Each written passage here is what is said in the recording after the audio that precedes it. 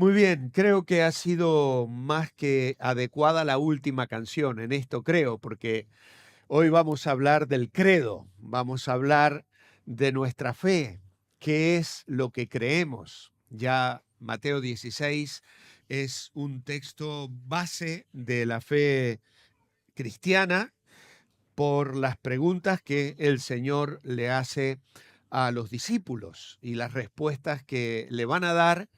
Y como hemos ya venido diciendo, estos capítulos del Evangelio de Mateo son centrales, son críticos en el relato, especialmente del Evangelio de Mateo, sobre la vida, la muerte y la resurrección de Jesús.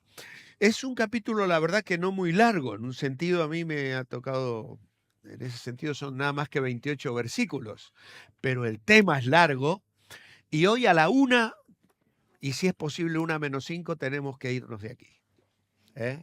¿Por qué? Porque los niños tienen que ensayar, se tienen que quedar a ensayar para la actividad del próximo domingo, que el domingo que viene, como sabéis, vamos a tener un concierto por la tarde, no habrá culto en la mañana. Ya lo anunciarán Dani nuevamente, pero ya lo vuelvo a decir para los que nos están escuchando de lejos, que el domingo próximo el culto será a las 6 de la tarde de España y se va a emitir. Y va a ser un hermoso concierto navideño. Así que tenemos que ir rápido en esta mañana porque el tema es amplio. El punto culminante en la enseñanza de Jesús y también en el discernimiento espiritual de los discípulos que todavía van a luchar con las cosas que el Señor les va a decir, especialmente en lo que toca a su muerte. La comprensión espiritual del sacrificio de Cristo para aquellos hombres fue verdaderamente complicado, algo que no alcanzaban a entender. Sin embargo, en este capítulo tenemos esa confesión inicial de la iglesia. Tú eres el Cristo, el Hijo del Dios viviente, que tiene enormes implicaciones para entender quiénes somos y qué debemos hacer como miembros de nuestras propias iglesias locales. Porque el Señor aquí estaba hablando de la iglesia universal. Edificaré mi iglesia, va a decirle el Señor a los discípulos. Pero claro, nosotros somos la expresión local de ese cuerpo, de esa iglesia que está en plena construcción. Le voy a pedir a Fer que ponga los 4 apartados, no sé si los tiene preparados como se los pasé en el apunte, porque van a ser los 4 puntos que vamos a desarrollar y que acompañan un poco la división del capítulo. En primer lugar, sin fe, tentando a Jesús. Los versículos 1 al 4 nos hablan de los fariseos y los saduceos. Y creo que hemos hablado bastante de ellos estos últimos domingos, porque claro, en cada capítulo nos hemos encontrado con estas personas que acusaban al Señor, que cuestionaban al Señor, y hemos dado un montón de detalles, y hoy daremos algunos más, pero no muchos, acerca de la razón por las cuales ellos rechazaban a Jesús, tentando a Jesús. En segundo lugar, poca fe. Primer punto, sin fe. Segundo lugar, poca fe. Comprendiendo mal a Jesús. Y el Señor tiene que decirle a sus discípulos, hombres de poca fe, de poca fe. No comprendían a Cristo, no comprendían lo que el Señor les estaba explicando en aquel momento. Luego nos encontramos, bueno, en ese caso vamos también a mirar el texto donde el Señor les habla de la multiplicación de los panes y de los peces, lo que el Señor había hecho con 5.000 personas y luego con 4.000 personas, y ellos estaban discutiendo porque no habían traído pan. Y que no estaban entendiendo, el Señor les estaba diciendo que se guardaran de la levadura de los fariseos y los saduceos, y lo vamos a explicar muy brevemente, poca fe. Luego tenemos la estrella de nuestro tema esta mañana, confesión de fe. aceptando a Jesús, aceptando a Cristo. La clave está en la roca. Y ahí nos encontramos en Mateo 16 con las preguntas del Señor. ¿Quién dicen los hombres que es el Hijo del Hombre? Y entonces ellos contestan, Juan el Bautista, Elías, Jeremías o alguno de los profetas. Pero la clave viene luego. ¿Y vosotros quién decís que soy yo? Y ahí está, ¿quién dices que es Jesús? Estuve cuestionándome esta semana qué título ponerle. ¿La clave está en la roca o quién dices tú que es Jesús? La respuesta es desde nuestro corazón. El Señor nos lo sigue preguntando individualmente, personalmente, a cada uno de nosotros. ¿Quién dices tú que es Jesús? Porque de la respuesta depende el resto de tu vida.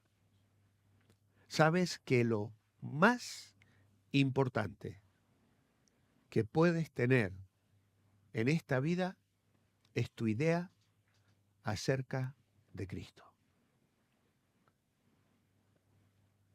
Porque de tu idea acerca de Cristo depende todo lo demás. Todo lo demás. ¿Cómo vas a encarar tu trabajo, tu estudio? El discernir el plan que Dios tiene para tu vida. ¿Cómo vas a manejar tu matrimonio? ¿Cómo vas a educar a tus hijos? ¿Cómo vas a enfrentar la parte material de tu vida? Es lo más importante. Y no solo para la vida aquí, sino para la eternidad. Lo que creemos acerca de Jesús determina nuestro destino eterno. Es la respuesta más importante que podemos dar en nuestra vida. Todo, absolutamente todo, depende de eso. La clave está en la roca. Confesión de fe. Y finalmente va a ser el cuarto punto, servicio de fe. Servicio de fe. Porque el Señor hablará allí de tomar la cruz. Si alguno quiere seguirme, niéguese a sí mismo, tome su cruz. No es la cruz de Cristo.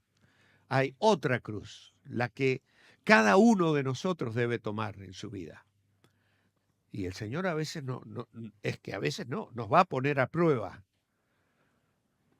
¿Vas a tomar la cruz que el Señor espera que tomes?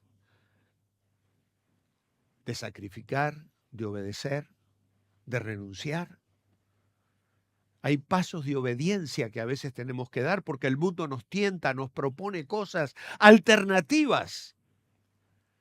Siempre recuerdo, yo no sé si tendría 18 o 19 años, escuché a Luis Palau decir que cuando mi voluntad se cruza con la de Dios, es ahí cuando tengo que tomar la cruz, porque tengo que seguir la voluntad de Dios, no la mía.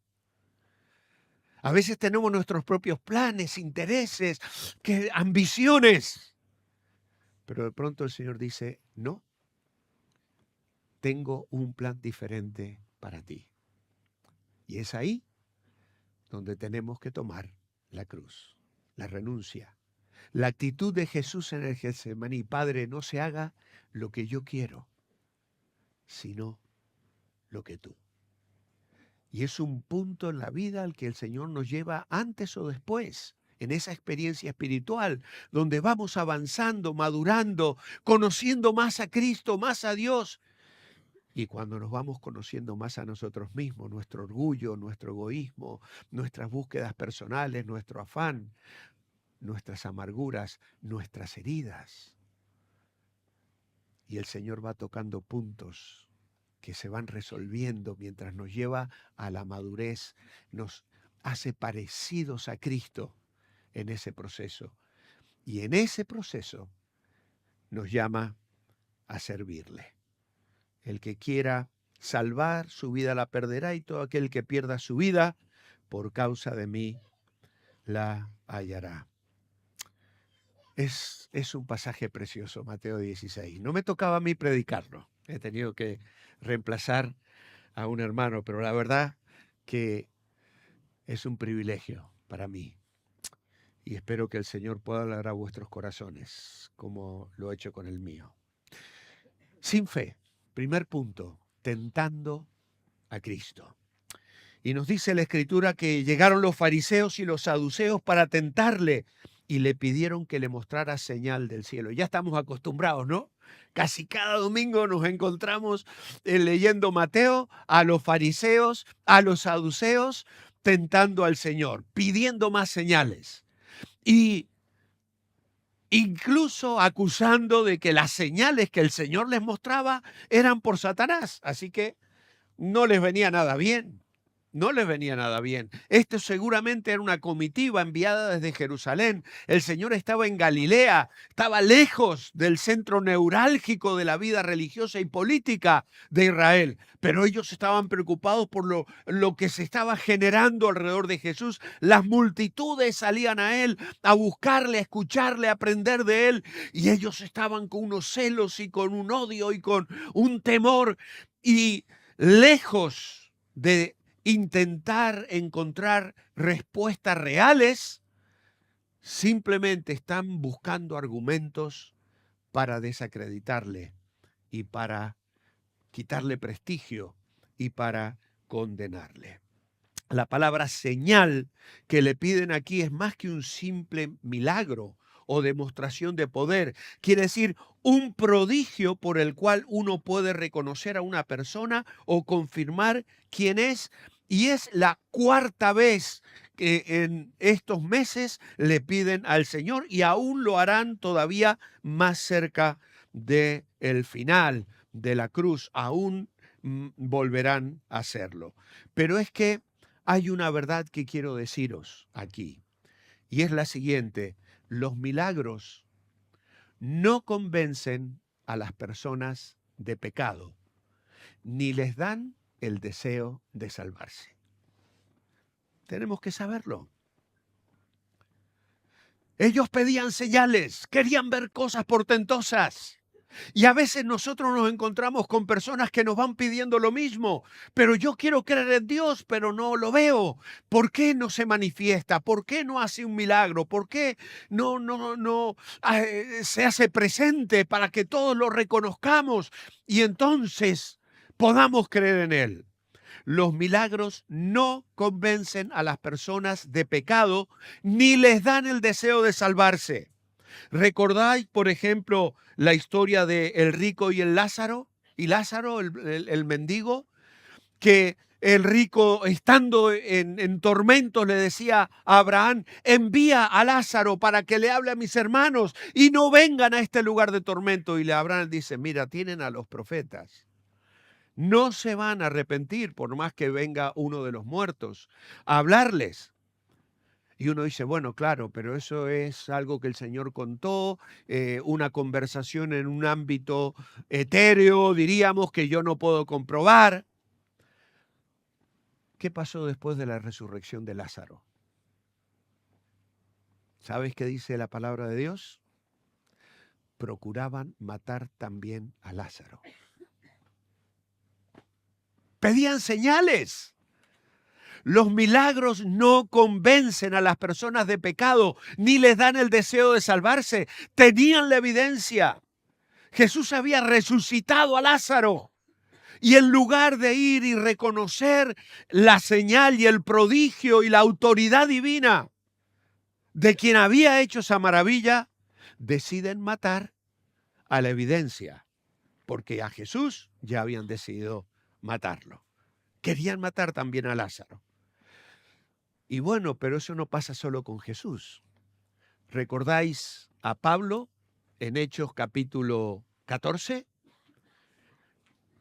Apedreado en Listra. Después de hacer milagros y portentos y sanar, estaba la gente tan maravillada que decían, dioses han bajado hacia nosotros. Y como Pablo y Bernabé les impiden ofrecer sacrificios porque traen toros y guirnaldas para sacrificarlos, se dan vuelta y apedrean a Pablo, el que había hecho los milagros. Los milagros no convencen de pecado. Pero claro, hay otra verdad que sí quiero destacar. Y los milagros dan confirmación donde hay fe, pero no donde hay incredulidad voluntaria. Los milagros dan confirmación donde hay fe. Mirá, casi cada miércoles, en estos últimos miércoles de oración en Zoom, algún hermano ha contado un testimonio y ha dicho, ha sido un milagro, gracias por orar. En las cosas cotidianas de la vida, en respuestas de oración al clamor de los hermanos. Y dan testimonio de lo que Dios ha hecho. ¿Por qué? Porque los milagros confirman nuestra fe donde la fe está. Nosotros no pedimos milagros para creer, creemos y vemos milagros. Esa es la diferencia. Hemos confiado en Cristo. Sabemos que Él está en nuestra vida y le vemos obrar. Le pedimos que nos bendiga en determinadas circunstancias, que abra puertas, cierre puertas, que provea, que supla. Y Dios interviene y nos acompaña y nos sostiene. Hay veces que las respuestas son extraordinarias y maravillosas. Hay otras situaciones donde su gracia nos sostiene y nos fortalece aún en medio del dolor.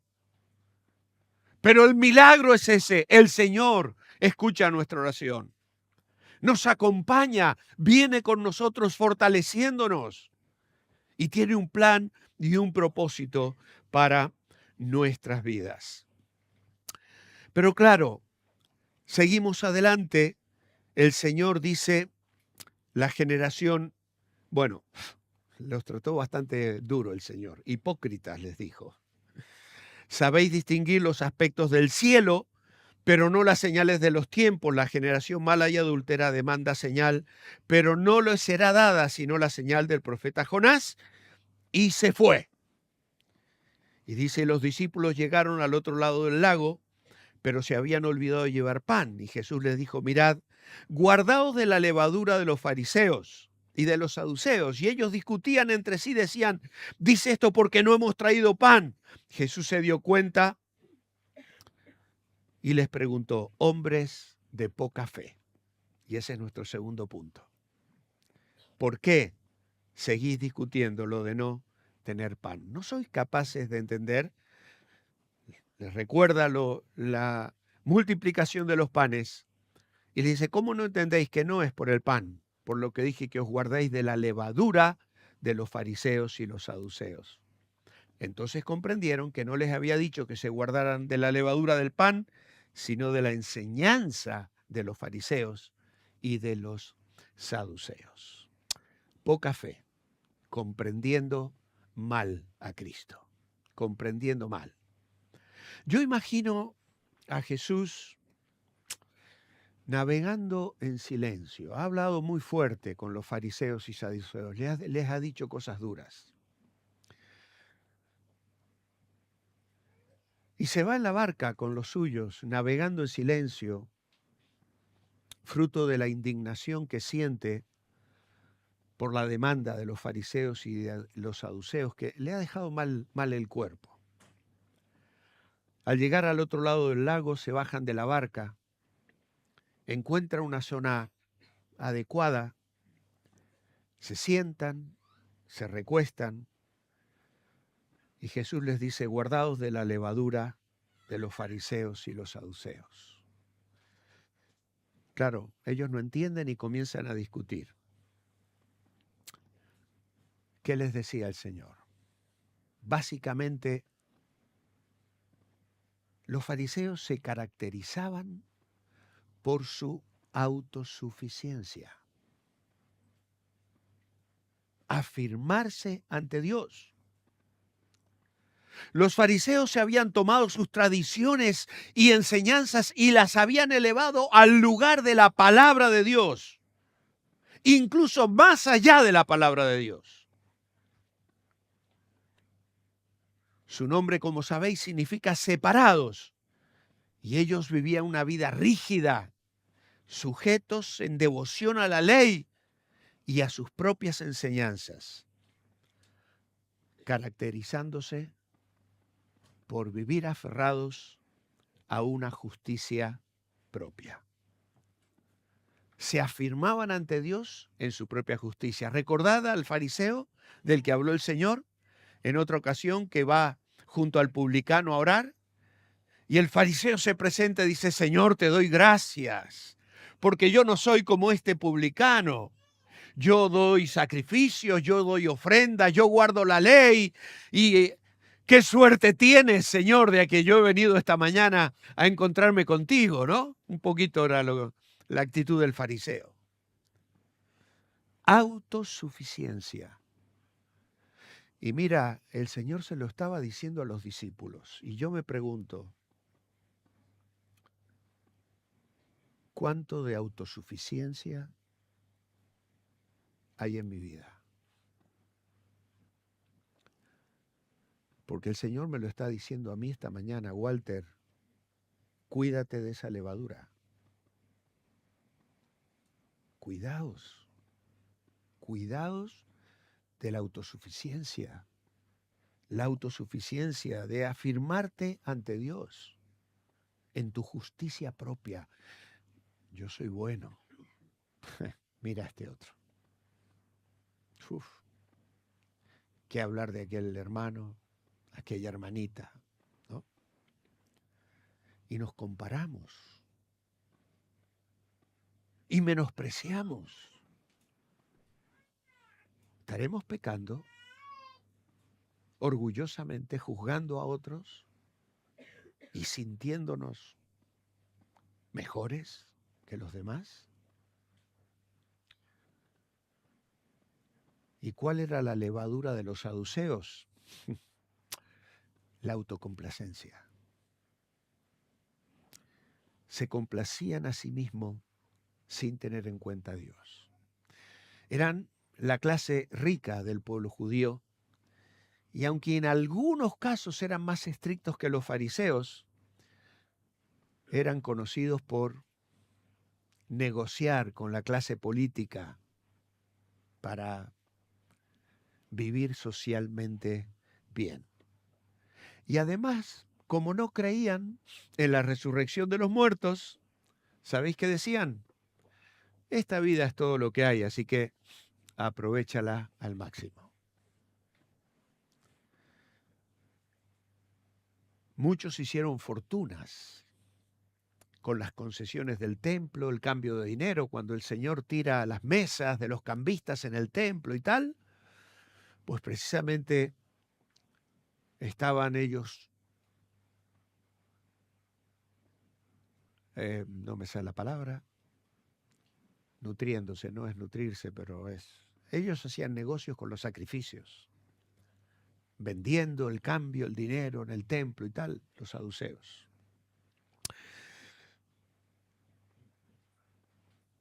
Si la levadura de los fariseos me hace pensar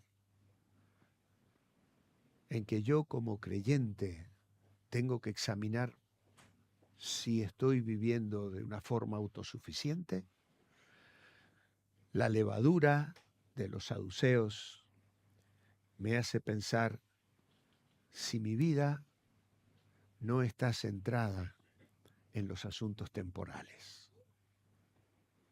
Los afanes de este siglo, que diría el Señor en otro lugar, la parábola del sembrador. Más dinero, más esfuerzo, mejor coche, mejor casa, mejores vacaciones, darle mejor, vestir mejor, disfrutar. Yo quiero pasarla bien, esto es todo lo que hay, así que yo quiero vivir bendecido. Y todo pasa en mi vida por lo material. quiero tener y juntar, y mientras más tenga en el banco, más contento estoy, más satisfecho.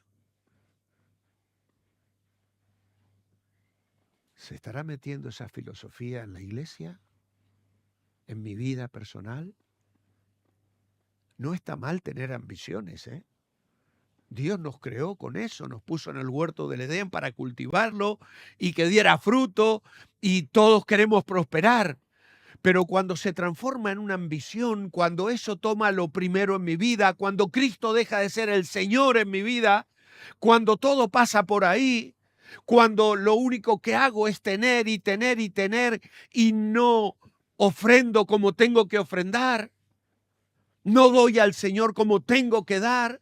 Claro, como es privado, nadie sabe, nadie ve, son mis cuentas y yo no quiero fiscalizar la cuenta bancaria de nadie, no lo he hecho ni como pastor ni la iglesia. Simplemente examina tu corazón. ¿Es Cristo el Señor de tu vida? ¿O la filosofía de los fariseos o de los saduceos? La levadura está permeando la vida de la iglesia. Y vamos a Apocalipsis y nos encontramos con que el Señor habla a las iglesias. Y una ha perdido el primer amor. Y la otra está dejando entrar doctrinas falsas que también tienen mucho que ver con todo este tipo de cosas. La autocomplacencia, el orgullo. Y la última iglesia, la que se dice rica y que no tiene necesidad de nada. Y el Señor le dice, mira, estoy a punto de vomitarte.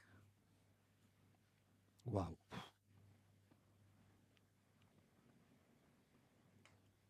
¿Dónde estamos? ¿Dónde estoy? Porque yo examino la vida de la iglesia, pero para hacerlo tengo que examinar mi vida. ¿Cuáles son mis ambiciones? Jesús criticó a estos líderes religiosos porque ellos estaban centrados en estos asuntos temporales, ciegos a las realidades eternas. Pero tenemos que avanzar. Tercero, confesión de fe, aceptando a Cristo. Y aquí viene la idea principal. La clave está en la roca. La clave está en la roca. Jesús les pregunta allí en Cesarea de Filipo, ¿quién dice la gente que es el Hijo del Hombre? Y ellos contestan, unos Juan el Bautista, otros Elías, otros Jeremías o alguno de los profetas. ¿Y vosotros quién decís que soy yo? Y amados hermanos, la idea principal en esta mañana es cortita hoy, muy breve, y es la siguiente. A ver si aparece en la pantalla. No está. Vale, perdón, no importa. Es cortita, así que reconocer a Cristo y su propósito transforma nuestra vida y misión. Esa es la idea principal. Reconocer a Cristo y su propósito transforma nuestra vida y nuestra misión. La clave está en la roca. Y esa es la gran pregunta. La gran pregunta para la confesión de fe tiene que ver con la identidad de Cristo. ¿Quién dicen los hombres que es el Hijo del Hombre? ¿Al Señor le importaba realmente la crítica popular? No. El Señor quería llegar al corazón de los suyos ese día. ¿Y vosotros quién decís que soy?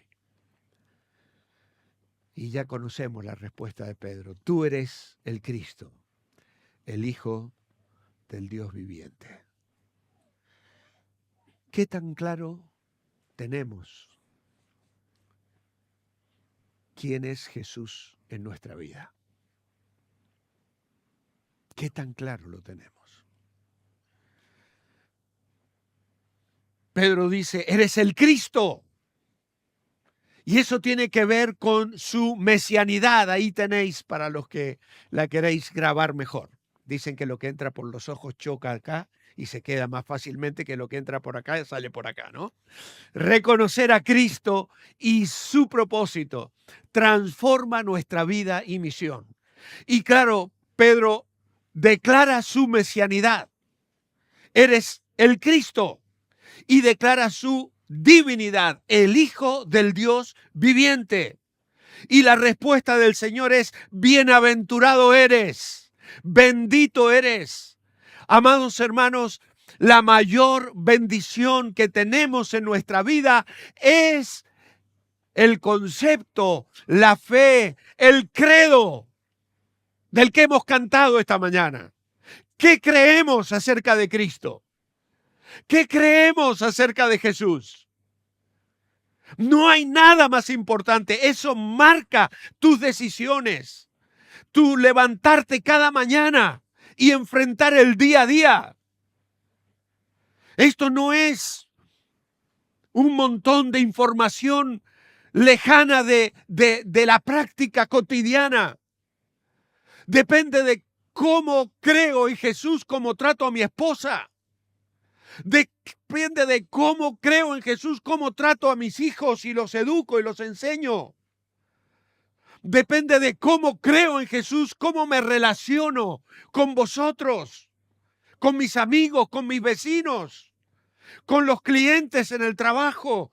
Depende toda nuestra vida de qué creemos acerca de Jesús. No hay nada más importante. Si has entendido lo que hemos cantado esta mañana, que Cristo murió en la cruz del Calvario, del Salmo 103 que hemos leído también esta mañana, del credo que hemos cantado, no hay nada más importante en nuestra vida de cómo yo creo en Jesús. Mi visión, mi reconocimiento de su persona va a transformar mi vida y mi misión. ¿Para qué vivo? ¿Para qué existo? ¿Para qué estoy? La razón de vivir. Bienaventurado eres, Pedro. No hay mayor privilegio que haber recibido esa luz. Que el Espíritu Santo haya resplandecido en nuestra mente y corazón. No hay mayor privilegio que ese. La gran pregunta en cuanto a la identidad de Cristo y la respuesta que surge de mi corazón es la bendición de poseer ese conocimiento. Pero no solo eso, la bendición de confesarlo, de compartirlo, de comunicarlo. Cuando Cristo nos salva, hace de nosotros sus testigos. Me seréis testigos en Jerusalén, en Judea, en Samaria, hasta lo último de la tierra. Y amados hermanos, la bendición de poseer la visión de la persona de Cristo, de lo que Él es, se desdibuja, se apaga, se acorta cuando no lo confieso. Si nuestros labios se cierran, si no lo comunico en mi vida, a mis amigos, a mis compañeros, a mi familia, a mis seres queridos, en el vecindario y en todo lugar, pierdo la otra bendición. Bienaventurado eres, Simón, porque esto no te lo confesó carne ni sangre, mi Padre que está en los cielos. Y amados hermanos, sí es cierto que Dios utiliza personas. En mi casa utilizó a mis padres desde niños que me enseñaron esta verdad. A lo mejor en vuestro caso fue un amigo o una amiga. Esta semana he estado recibiendo testimonios de estos 15 días, porque el viernes pasado no tuvimos clase, pero les di la tarea a los hermanos que están tomando fundamentos de la fe alrededor del mundo. Bueno, el mundo es exagerar un poco, pero Latinoamérica, Norteamérica y Europa, porque hasta ahí llegamos, de momento. Y me han estado compartiendo sus testimonios. Qué hermoso escuchar lo que Cristo ha hecho en las vidas de las personas. Cómo les ha cambiado el vacío. Y se los decía el viernes, algunos de ellos con la vida destrozada. Incluso diciendo cosas fuertes de pecado. Y otros, pero todos, con la misma necesidad de salvación. Absolutamente a todos, Cristo nos salvó por igual. Y resplandeció en nuestros corazones. Y esa venda que Satanás había colocada fue quitada. Totalmente fue quitada. La bendición de conocer, de poseer esa revelación que le da sentido, que transforma nuestra vida y que nos da una misión. Conocemos a Cristo y testificamos de Cristo. La gran pregunta, la gran promesa, edificar su iglesia. Sobre esta roca edificaré mi iglesia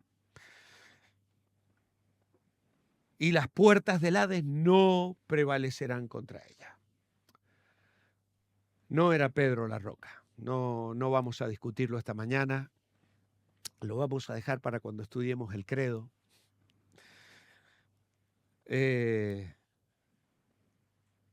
Lo que el Señor dice es que las puertas del Hades no pueden detener a ese Mesías.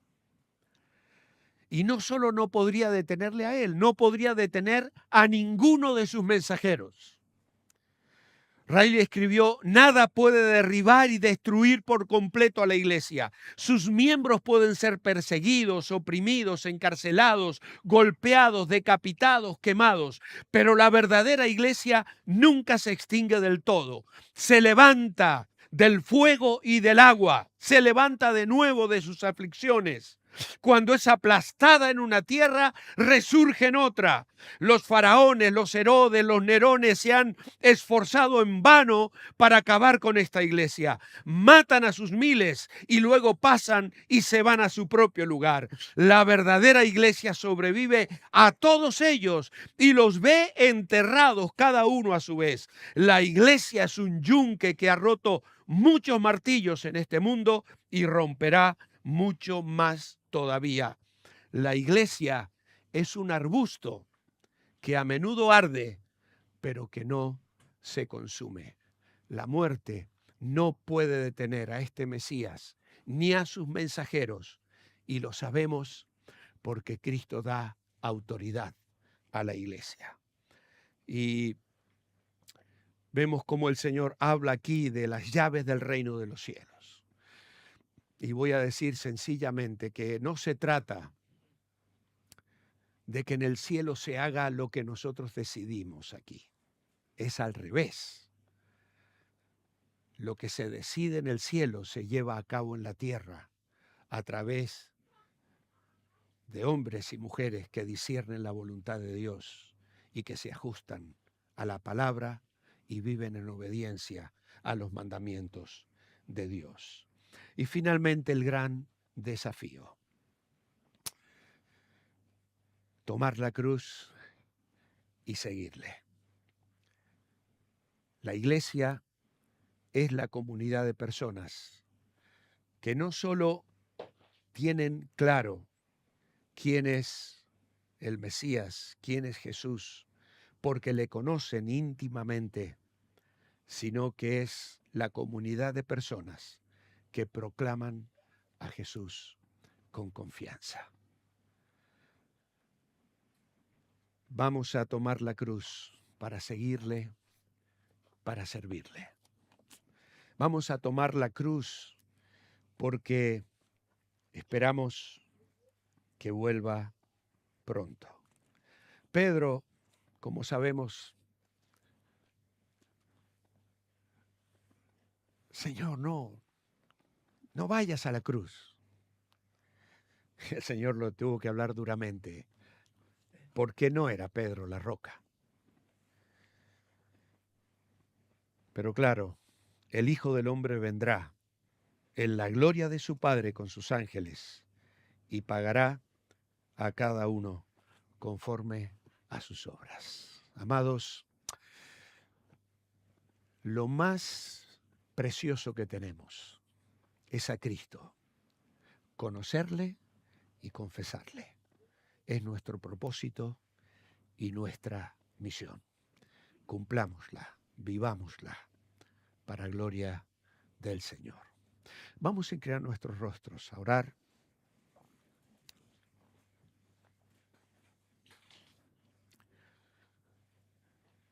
Y allí en el silencio de tu corazón, en pocos segundos, reflexiona en lo que más te haya llamado la atención de lo que Dios nos ha dicho esta mañana a través de esta reflexión.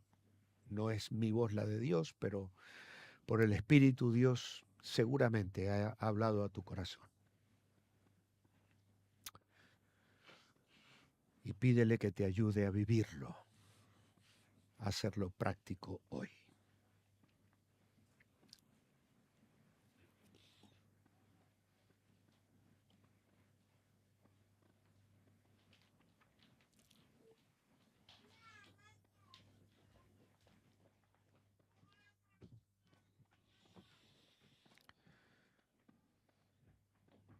Padre, gracias te damos por Mateo 16. Gracias por Jesús. Gracias por Pedro y su confesión de fe. Y gracias porque tenemos el privilegio de conocerle, de creer y de confesarle. Queremos vivir a Cristo cada día. Te adoramos, Señor. Ayúdanos a hacerlo en tu nombre.